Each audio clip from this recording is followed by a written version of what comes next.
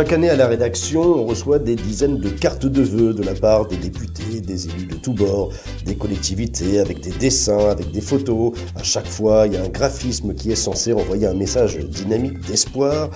Et là, notre attention s'est portée sur une qui n'était pas comme les autres, celle de Sainte-Savine. Pas comme les autres parce qu'on peut la planter et qu'après apparemment il pousse des fleurs sauvages. Alors, c'est la première fois qu'on recevait ça et on a voulu aller au service communication de Sainte-Savine pour savoir qui avait eu cette idée originale et surtout pourquoi, quel était le message derrière. Et voici l'explication.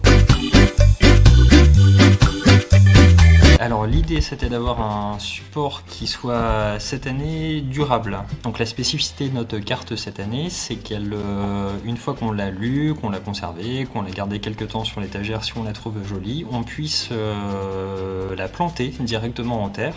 C'est du papier en fait qui est composé de petites graines qui sont prêtes à germer, donc ce sont des fleurs sauvages. Et il suffit simplement en fait, de la planter en pleine terre, de l'arroser et de voir la nature se faire tranquillement.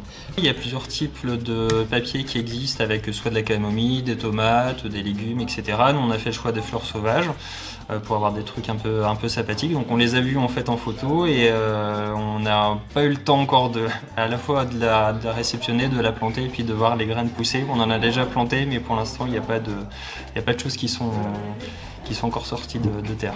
Là, le papier coûte un peu plus cher. Par contre, une fois que vous l'avez, il suffit de le mettre en terre et puis ça lui donne une seconde vie.